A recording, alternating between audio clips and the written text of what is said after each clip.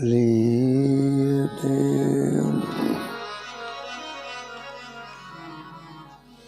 सीताराम गुणावली निशिदेवा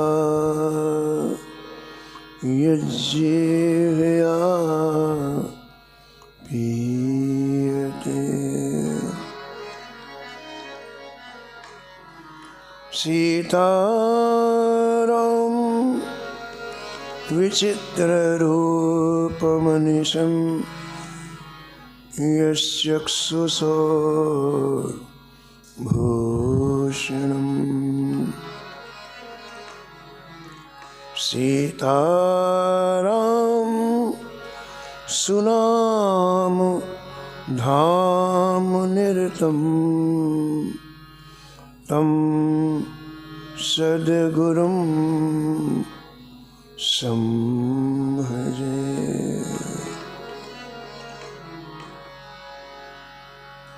नीलाम्बुजं श्यामल कोमलांगं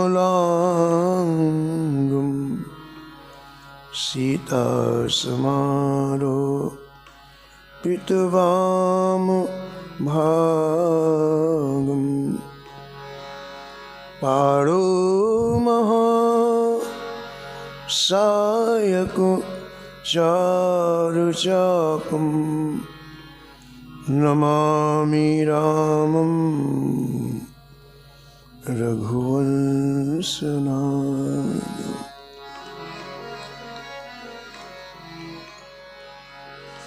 यत्र यत्र रघुनाथ कीर्तनं तत्र तत्र कृतमस्तकाञ्जलिं वाष्पवारि परिपूर्णलोचनं मारुतिं नमत राक्षसान्तकम्। वाञ्छाकल्पतरुभ्यश्च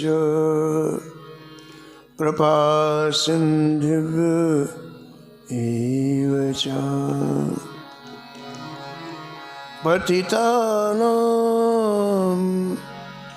पावनेभ्यो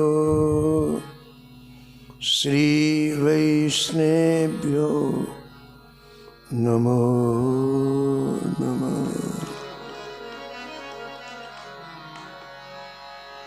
भक्त भक्ति भगवंत गुरु चतुर नाम वपु एक, इनके पद वंदन किए नासत विघ्न अनेक।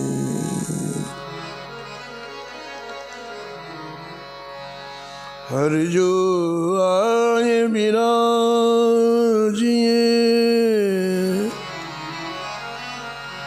कथा सुनहु इतिहास। तुम श्रोता या माल के, तुम पद रज मम आ। तुम पीछे जो और हैं श्रोता है रस खां, इनके सकल मनोरथ पूरे बहु श्री भगवान।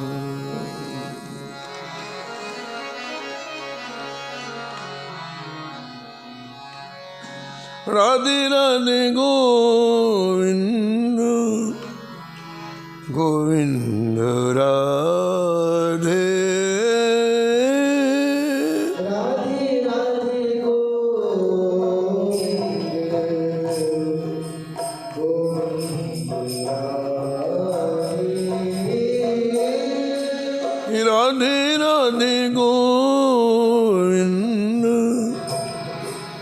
गोविंद राधे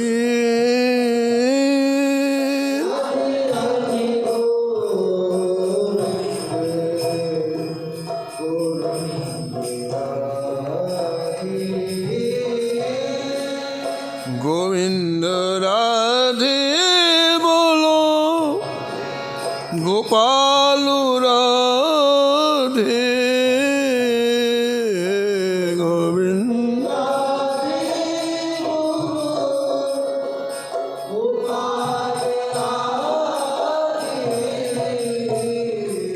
राधे राधे गोविंद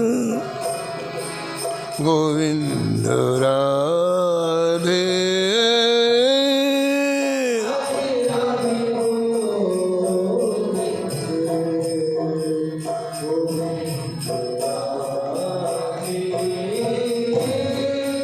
राधे राधे गोविंद गोविंद राधे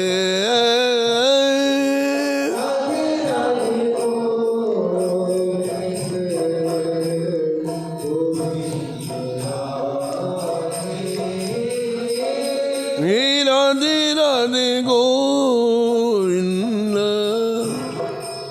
गोविंद राधे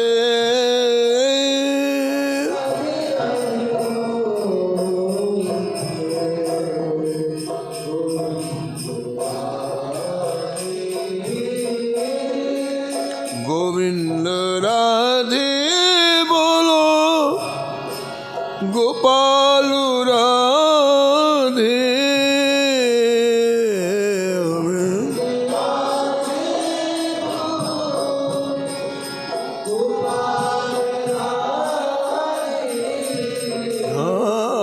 गोविंद राधे बोलो गोपाल राधे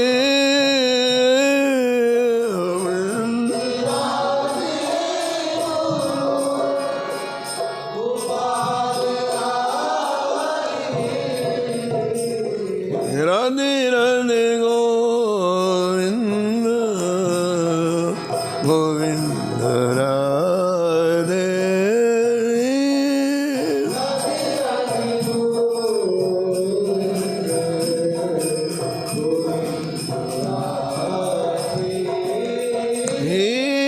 राधे राधे गोविंद गोविंद राधे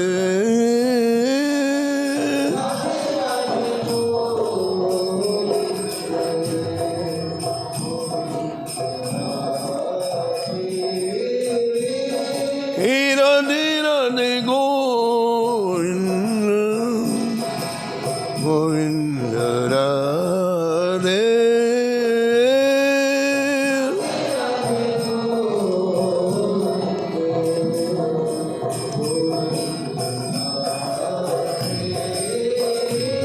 श्री जानकी वल्लभ लाल की श्री मंगल मूर्ति हनुमान जी महाराज की सपरिकर श्री भक्तमाल जी की सब संत भगवान की श्री स्वामी अग्रदास जी महाराज की श्री नाभाजी महाराज की श्री प्रियादास जी महाराज की श्री वृंदावन धाम की श्री बांके बिहारी लाल की श्री राधा वल्लभ लाल की श्री गिरिराज जी महाराज की श्री यमुने महारानी की श्री राम नाम भगवान की गुरु रामानंदाचार्य भगवान की श्री महाराज जी की जय जय श्री राम।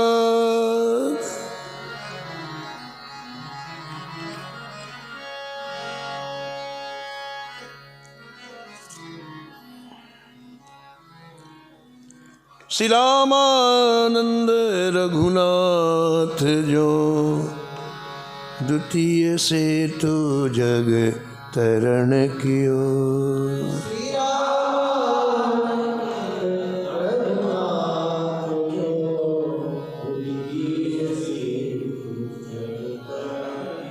अनंतानंद कबीर सुखा सुर सुर पद्मावत नर हरि।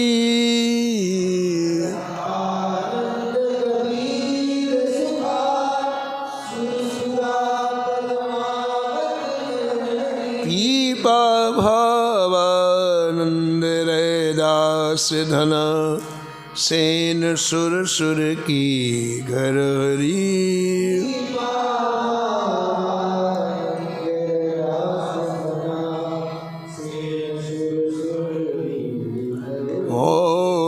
शिष्य प्रशिष्य एक ते उजागर।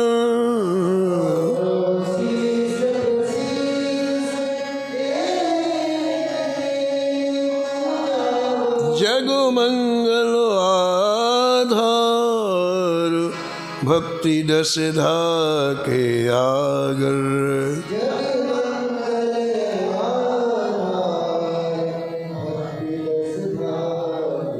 बहुत काल बपुधार के प्रणत जनन को पार दियो।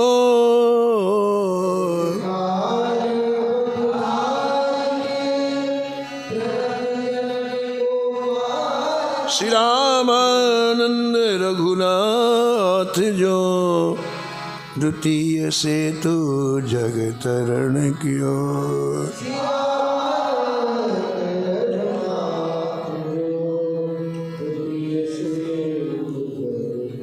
द्वितीय से तू जग तरण कियो।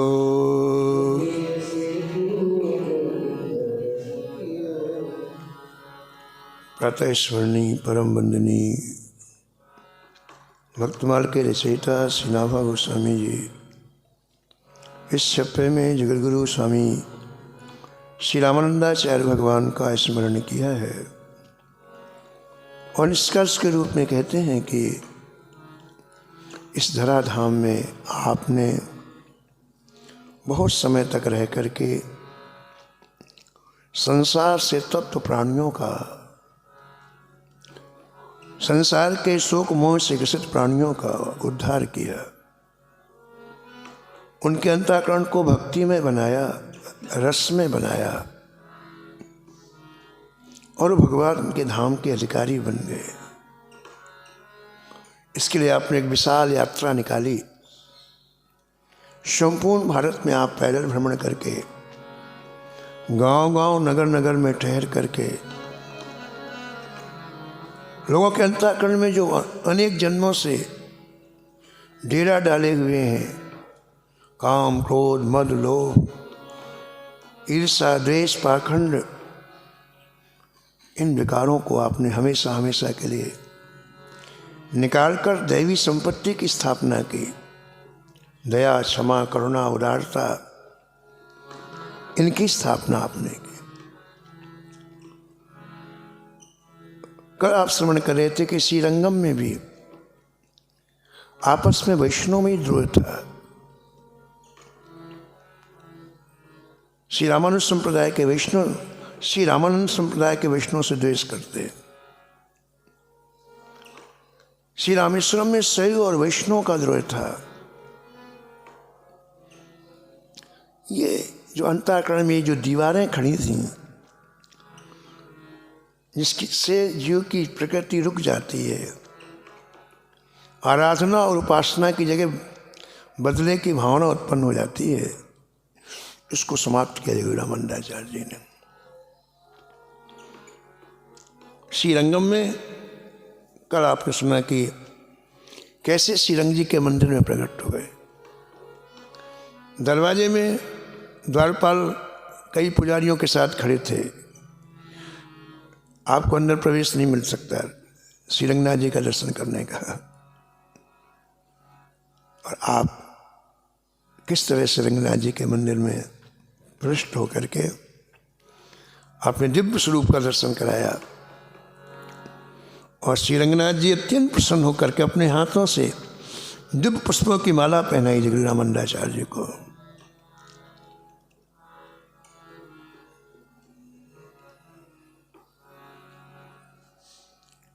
सुन संवाद पुजारी सब,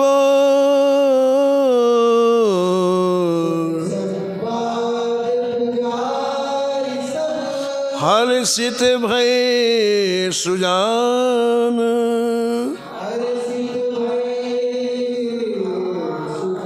श्री प्रभु अंतर ध्यान हुए,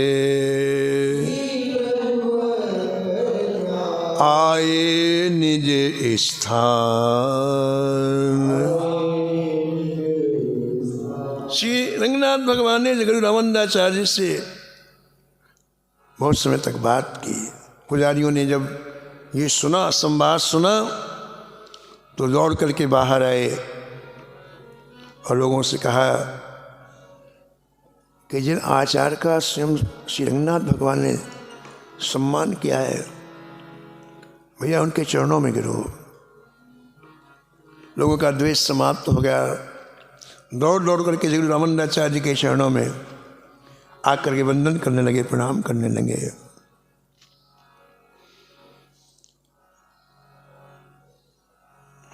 बहुत से जीव शरणागत हुए, जिनके अंदर विवेक था, गुरु रामानंदाचार्य जी के चरणों में शरण आकर के भगवान का भजन किया। और अब आप श्रीरंगम के विशिष्ट स्थानों का दर्शन करने के लिए गए। संत वृंद अति हिय हर्षाई, संत वृंद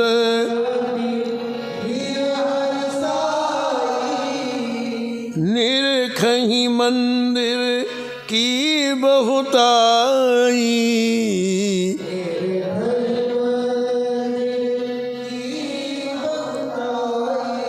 की बहुताई, की बहुताई।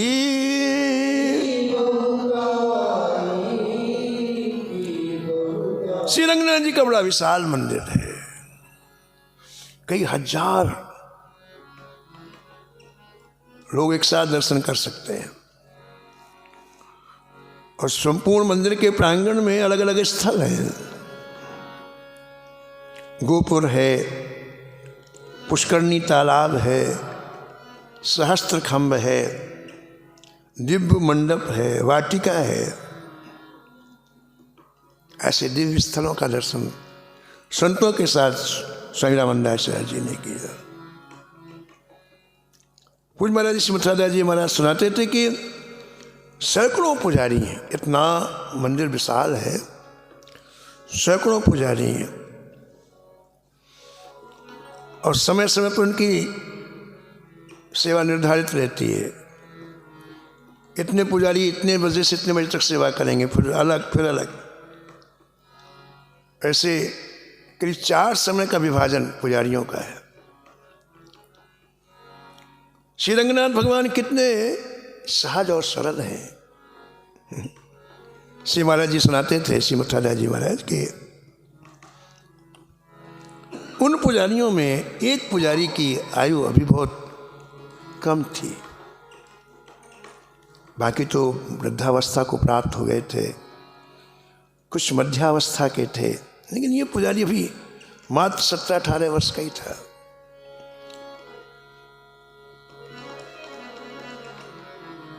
जीवन की इस धारा में जीवन एकदम से कैसे बदल जाता है, इन प्रसंगों के द्वारा ये बात समझना चाहिए।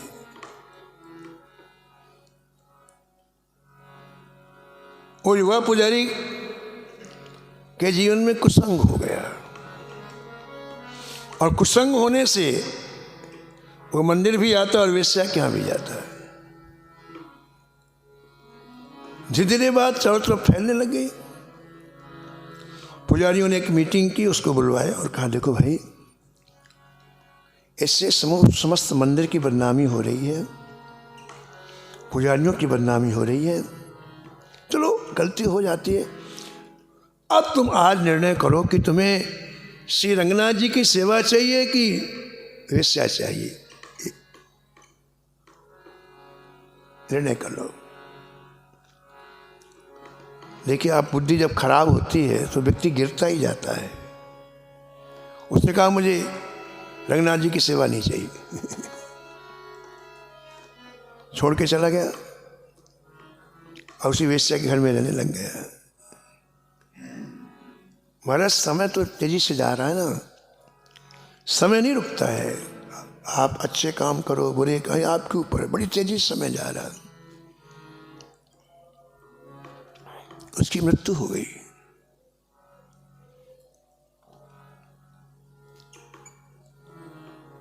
प्रातःकाल पुजारियों ने श्री ठाकुर जी का उत्थापन किया, श्री रंगनाथ जी का। श्री रंगनाथ जी मुख्य पुजारी से बोले कि देखो भाई, वो जो छोटा पुजारी था ना, उसकी मृत्यु हो गई है, उसका अंतिम संस्कार करने के लिए तुम जाओ।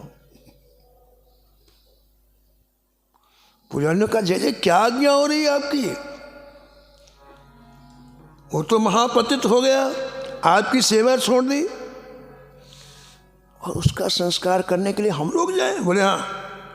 और सुनो, उसके संस्कार में जो कुछ व्यवस्था की आवश्यकता हो हमारे खजाने से पैसे ले जाओ। सब पुजारी हाथ जोड़ करके जय जय, हम पूछना चाहते हैं कि इतनी कृपा। बोले बाद में बताएंगे, अभी हम जो कह रहे हो करो। सब पुजारी महाराज गए और उस वेश्या के यहाँ से उसको कंधे में रख करके कावेरी नदी ले गए। कावेरी नदी में उसका अंतिम संस्कार किया। कावेरी नदी में स्नान करके वापस मंदिर आए।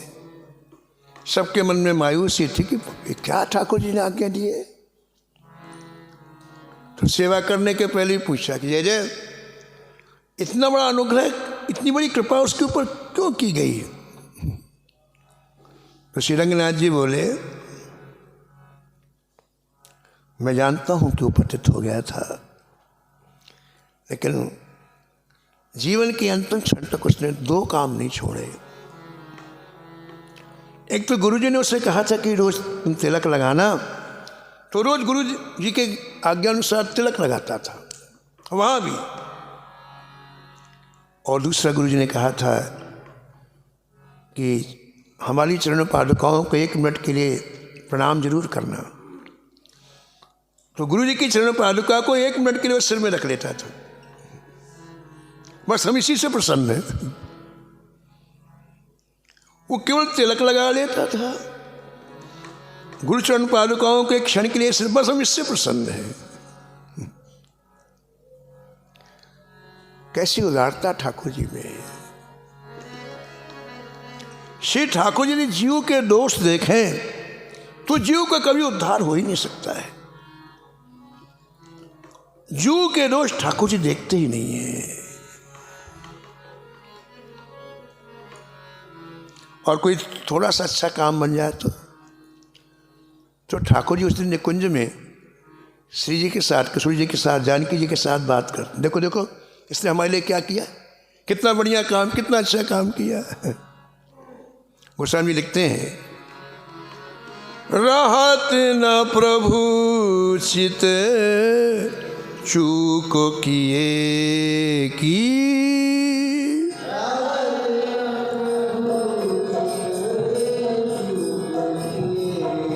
हाँ रहत न प्रभु चित चूक किए की।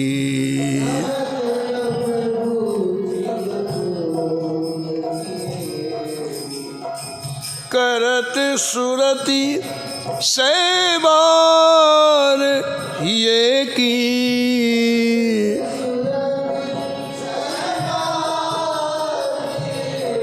हाँ करत सुरति सैबार ये की।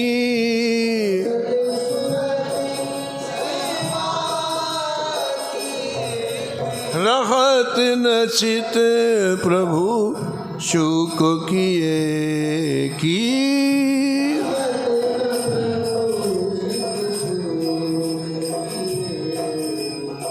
कोई हमसे अच्छा काम, आज हम ठाकुर जी के रात्रि में जागरण कर लें। आज एक कलश के दिन हमने हरिनाम का संकीर्तन किया। आज ठाकुर जी के लिए हम संसार के कामों को नहीं किए, छोड़ दिया, त्याग कर दिया और ठाकुर जी की उत्सव में आ गए, सेवा में आ गए, तो ठाकुर जी उस बात को 100 बार याद करते। देखो देखो हमारे लिए इसने कितना बड़ा त्याग किया, देखो देखो उसने कैसा हमारे पर उसने कितना, श्री जी से उसकी चर्चा करते हैं ठाकुर जी। कहीं आचरण भलो मानत प्रभु, कहीं आचरण सो तो न समुझ परो,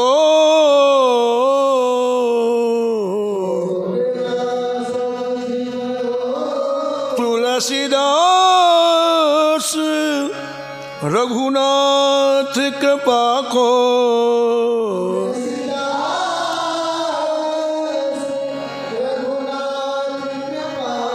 जोवत पंथ खरो। हाँ जी, खरो जोवत पंथ खरो।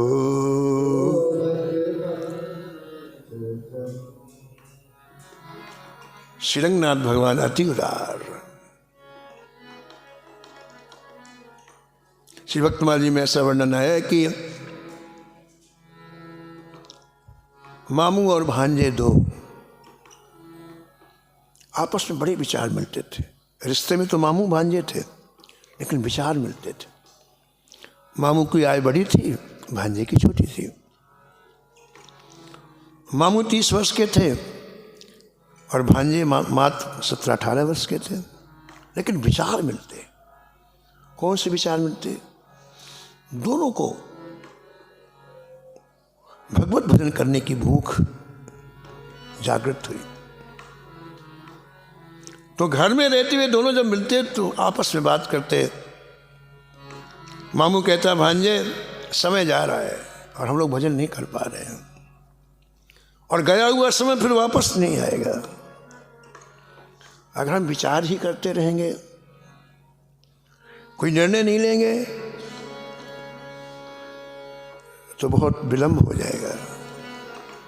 भांजा कहता, तो मामा फिर देर किस बात की है, चलो अपन भजन करेंगे। उसी रात में दोनों निकल पड़े घर से। यात्रा करते करते दक्षिण भारत पहुंचे। कावेरी नदी के में स्नान किया और थोड़ा आगे चले तो क्या देखा, श्री रंगनाथ जी का विग्रह खुले में विराजमान है। विग्रह विराजमान है, लेकिन कोई छाया नहीं। बरसात आए, पानी आए, ठंड आए, गर्मी आए, दोनों ने कहा, भैया ठाकुर जी को कितना कष्ट होता होगा जब इतनी सर्दी की बड़ी हवाएं शीत चलती होंगी तो कितना कष्ट होता होगा। गर्मियों में जब धूप पड़ती हुई ठाकुर जी कितना कष्ट होता होगा। बरसात में पानी की बूंदों से कितना कष्ट होता होगा। भांजे ने कहा, हाँ मामा, फिर क्या करना चाहिए? मामू ने कहा, देख भैया भजन करने निकले थे, भजन तो बाद में कर लेंगे, एक काम करते हैं, ठाकुर जी के लिए छाया बनवा लें, कोई मंदिर बनवा दें तो ठाकुर जी को सुख तो मिले।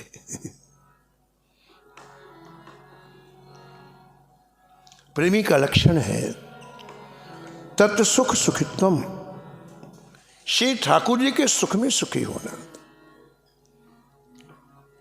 स्वासुख की जहां भावना होती है उसका नाम है काम, और प्रभु को सुख देने की जहां आकांक्षा होती है उसका नाम है प्रेम।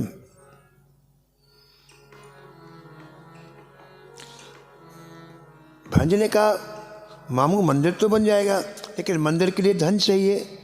हम लोगों के पास धन तो है नहीं, हम लोग तो जो कपड़े पहने थे बस वही है।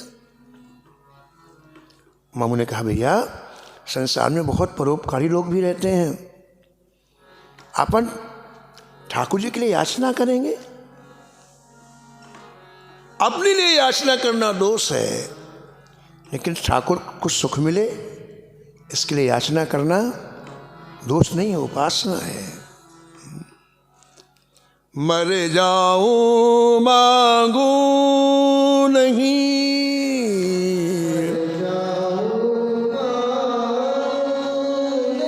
अपने तन के काज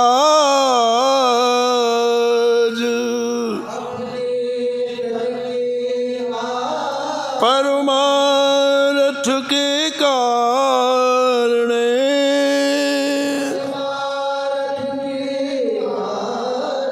मोहिन आवत लाज, मोहिन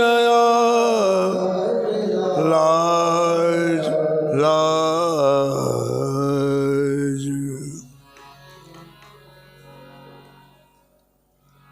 मामू भांजे जगह जगह जाकर के याचना करने लगे, श्री ठाकुर जी का मंदिर बनाना है भैया, धन की आ सकता है, आपको जितनी सामर्थ्य हो आप सेवा करें। संसार का एक स्वरूप है, संसार का स्वार्थ जिससे होगा उससे अपनत्व दिखाता है, और स्वार्थ न हो तो आंख उठा के भी संसार नहीं देखता है। एक नियम है संसार का, प्रकृति है संसार की। सारा संसार में जो ताना बाना बुना वो स्वार्थ से ताना बाना बुना, परमार्थ नहीं है इसमें। तो मामू भांजे को किसी ने एक नया पैसा नहीं दिया हमारा, उससे कोई स्वार्थ होता तब तो देते लोग।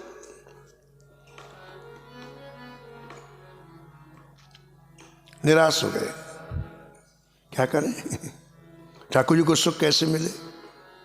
ठाकुर जी खुले में बैठे हैं,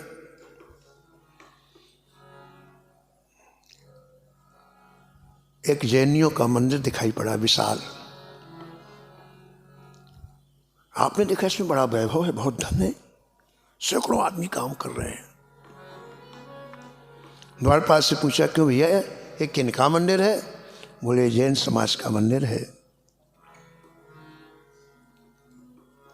यहाँ पारसनाथ की मूर्ति है और पारस की बनी हुई मूर्ति है। अच्छा, यहाँ सभी लोग नहीं जा सकते, जो लोग जैन संप्रदाय से दीक्षित हो जाते हैं वही जा सकते हैं। तो एकांत में मामू ने भांजे से कहा, भांजे काम क्यों ना करें, हमको धन चाहिए और हमने इतना प्रयास किया, धन मिला नहीं, धन नहीं मिलेगा तो ठाकुर जी का मंदिर नहीं बनेगा। एक काम करते हैं, हम लोग जैनी बन जाते हैं और यहाँ इतना धन है तो वो धन ले जाकर के फिर हम ठाकुर जी का मंदिर बनाएंगे। भांजे ने कहा, मामा ये तो पाप है, हम लोग सनातन धर्म को मानने वाले जैन धर्म स्वीकार कर लें, तो पाप है। मामू ने कहा, भांजे पाप का फल क्या होता है? नरक। तो हमारे ठाकुर जी मंदिर में विराजमान हो जाएंगे, ठाकुर जी को सुख मिलेगा और हम नरक चले जाएंगे तो क्या दिक्कत है? प्रियदासी मूल भक्तमाल में लिखते हैं, पावे प्रभु सुख, हाँ पावे प्रभु, हम नरक हो गए तो कहा पावे प्रभु,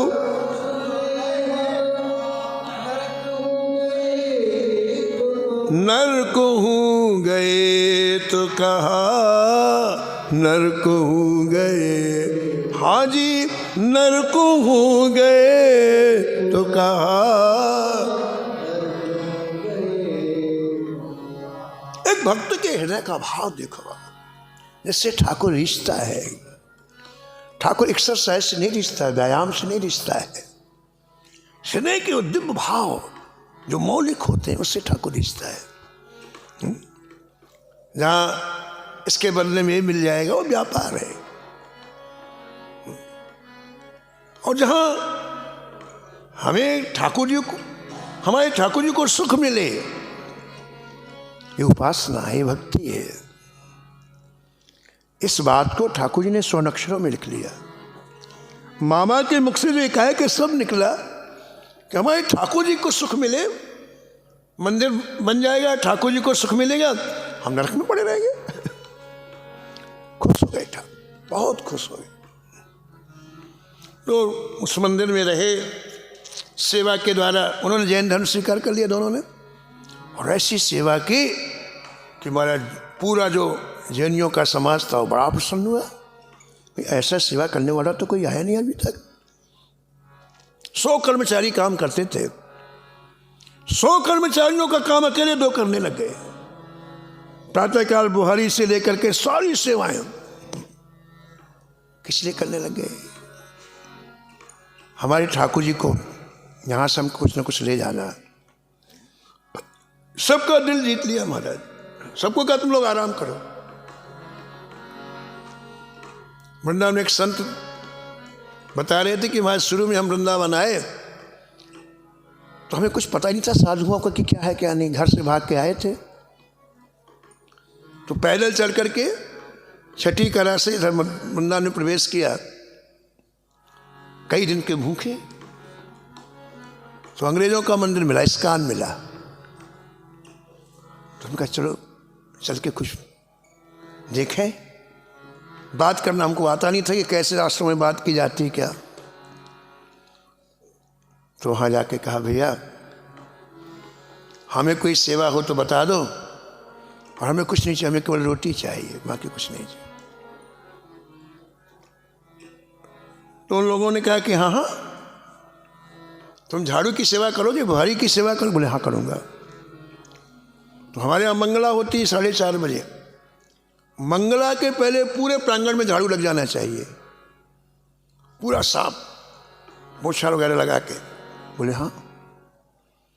बोले भाई युवावस्था थी, शरीर में ताकत थी, और मैंने पूरी रात जग करके काम करना प्रारंभ कर दिया। मैं रात में सोता ही नहीं था। ऐसी सफाई करता है कि ये कहीं धूल का कण भी दिखाई नहीं पड़ता। उसी काम को 25 आदमी लगे थे करने को, और मैं अकेले करता।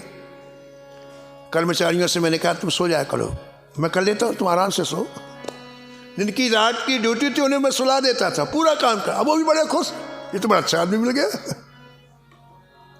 ऐसे मैं रोज सेवा करता। एक दिन क्या हुआ कि मुझे नींद का झोंका आ गया। वैसे मैं रात में नहीं सोता था, लेकिन 10-11 बजे नींद का झोंका आ गया। और झोंका आते ही महाराज सेवा में नहीं गया, मैं झाड़ू बुहारी की सेवा में नहीं गया, मंदिर की सेवा में नहीं गया। एकाएक 3 बजे मेरी नींद खुली। देखो रे राम राम, आज तो सेवा से वंचित हो गया, अब क्या होगा आज? तो मैं दौड़ा। मैंने बुहारी पास में रख के सोता था मैं कि जितना कर सकूं करूं। मैं दौड़ा तो मैंने क्या देखा, बुहारी ऑटोमेटिक लग रही है वहां। इसका बुहारी लग रही है। हमने कहा ये क्या, बुहारी लगाने वाला दिखाई नहीं पड़ा, बुहारी लग रही है। पूरा प्रांगण 90% प्रांगण साफ। तो मैं बुहारी को पकड़ने के लिए दौड़े, कैसे चल रही बुहारी अपने आप, पूरा मंदिर साफ। तो मुझे एक छाया दिखाई पड़ी, पर बुहारी अंतर ध्यान हो गई। सेवा का कैसा प्रभाव ठाकुर जी ऊपर पड़ता है। ठाकुर जी अपने आप अपनी बुहारी लगा रहे। हमारे भक्त के ऊपर कोई बात ना आ जाए, अपने आप बुहारी लगा रहे हैं। तो सेवा के द्वारा मामू भांजे ने पूरे जैन परिकर का मन जीत लिया। उन्होंने कहा भाई अब ये स्थान इन्हीं को देना चाहिए, स्थान का पूरा कारोबार जिम्मेदारी इनको देना चाहिए। सभा हुई, सभा में ने महाराज पूरा जिम्मेदारी दे दी गई। अभी कोई स्थान के लिए तो आए नहीं थे, कोई धन सब, उन्हें अपना काम करना था। उन्हें पता लगा लिया कि पारस की मूर्ति है, पारसनाथ की, और पारस मतलब सोना से आप पारस छुड़ा स्पर्श करा दो सोना बन जाएगा। तो पारस की मूर्ति लेके चला जाए, ऐसे ठाकुर जी का मंदिर बन जाएगा। तो मंदिर के अंदर पारस की मूर्ति लेने के लिए रात्रि में योजना बनाई। मामू बाहर, भांजा बाहर, मामू रस्सी पकड़ करके मंदिर के अंदर गए। उसमें कोई दरवाज़ा नहीं था। आश्चर्य की बात, उस मंदिर में दरवाज़ा नहीं था, ऊपर का शिखर खुलता था। ऐसे शिखर को खोल करके वो लोग मामू अंदर गए, पार्श्वनाथ जी की मूर्ति ली, उसको बांधा रस्सी से। बोले भांजो इसको खींच ले, खींच दिया। फिर दोबारा रस्सी डाली कि आप पकड़ के अब ऊपर आओ। तो मामू ने रस्सी पकड़ी और जैसे जैसे नीचे से ऊपर आए गर्भगृह से, वैसे वैसे उनको इतनी खुशी हुई, ओहो अब तो धन की कमी नहीं रहेगी, पारस मिल गया। कितना भी सोना बना लो, बढ़िया से बढ़िया मंदिर बनवाएंगे, दिव्य मंदिर बनवाएंगे। इतनी खुशी हुई, इतनी खुशी हुई कि उनको लगा कि मंदिर बन गया। अंदर ही मंदिर बन गया। और महाराज मंदिर बन गया और ठाकुर जी को सुख मिलेगा। अब तो महाराज प्रेम से हृदय भर गया, शरीर का आकार बढ़ने लग गया, हाथ पैर सब चौड़े होने लग गए, लंबाई बढ़ने लग गई। ये भाग शरीर का तो बाहर निकल गया जहाँ शिखर खुला हुआ था, और बाकी पूरा शरीर मंदिर के आकार का हो गया, फिट हो गया, ना आगे ना पीछे ना बाहर। दीवार जैसे होती है, दीवार में अड़ गया। समय कम था, थोड़ी देर के बाद सुबह होगी, सब लोग जान जाएंगे अरे इन लोगों ने चोरी की, ये क्या किया। तो मामू ने भांजे से कहा, भांजा एक काम कर, जितनी जल्दी हो सके तलवार लेके आ और मेरा इतना सिर काट दो, और तू जल्दी यहां से जा, नहीं हमारे ठाकुर जी का मंदिर नहीं बनेगा। अगर इन लोगों की नींद खुल गई तो हम पकड़े भी जाएंगे और ठाकुर जी का मंदिर नहीं बनेगा। भांजी ने कहा, मामू मैं आपका सिर काट। बोले कुछ मत सोच, हमें ठाकुर जी का मंदिर बनवाना, क्यों इतना सोच तू, सिर कटना न कटना कोई विशेष महत्व की बात नहीं है। एक दिन तो मरना है ना भांजे, और ठाकुर जी के लिए प्राण जाए, इससे बड़ा सौभाग्य क्या है। राम काज क्षण भंग शरीरा,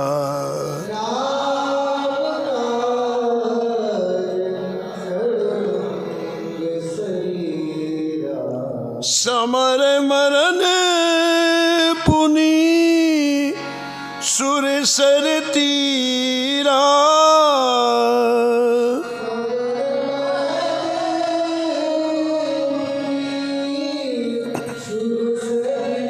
राम काज क्षण भंग शरीरा,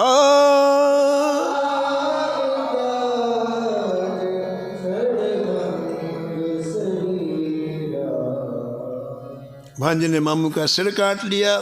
कटा हुआ सिर लेके भांजा दौड़ते हुए नगर से बाहर निकल गया और कावेरी के किनारे पहुंचने का प्रयास करने लग गया। बड़ा दुखी है कि मेरे हाथों से मैंने मामा का सिर काटा है, लेकिन श्री रंगनाथ जी का मंदिर बनवाना है, इसलिए फिर आगे बढ़े। चलते चलते जब उस स्थल पर आए जहाँ श्री रंगनाथ जी का खुला हुआ विग्रह था, तो क्या देखा कि हजारों मजदूर काम कर रहे हैं। उदास हो गया भांजा कि देखो हमको आने में देर हो गई और भगवान ने सेवा किसी दूसरे से ले ली। हमने मामू का सिर भी काटा, धर्म परिवर्तन भी किया और सेवा से भी वंचित रह गए। उदास हो गए। मन में है कि एक काम करूं, उस बड़भागी का दर्शन तो कर लूं जो मंदिर की सेवा कर रहा है। भांजा आगे गया और क्या देखा, मामू मंदिर बनवा रहे हैं। भाई मामू तुम कैसे यहां पर? मामू ने कहा, भांजे जो ठाकुर जी के लिए सिर देता है वो अमर हो जाता है, उसको मरता थोड़ी हो। अरे मृत्यु से जो मरता है वो मरता है, लेकिन ठाकुर के निमित्त जिसने अपने आप को समर्पित कर दिया, वो काल की कितनी ही युगों व्यतीत हो जाए उसका यश गाया जाता है, उसके चरित्र गाए जाते हैं। बड़े बड़े राजा सम्राट यहाँ हुए कौन जानता है, लेकिन महाराज तुलसी को कौन नहीं जानता, मीरा को कौन नहीं जानता, सूरदास को कौन नहीं जानता है।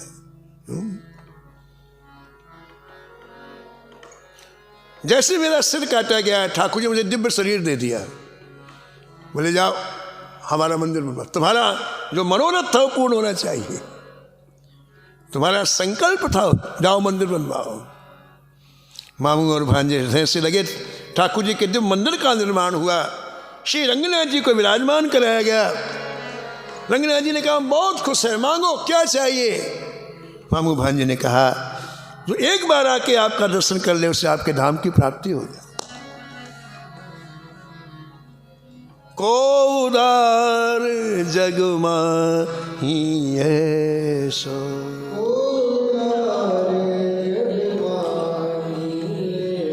हाँ जी को उदार जग माही ऐसो,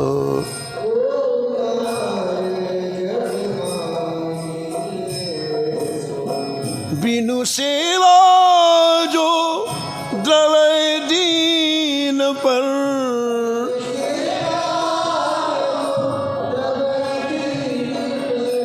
राम सरिस को नाही ऐसो,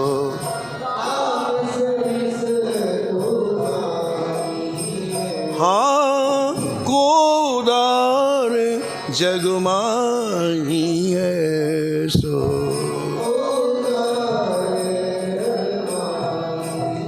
ऐसे रंगनाथ जी का दर्शन गुरु रामदासाचार्य जी ने किया। अब वहाँ से आगे के लिए आप यात्रा करेंगे, वो प्रसंग आप कल श्रवण करेंगे। समय की मर्यादा में वाणी को यहीं विराम।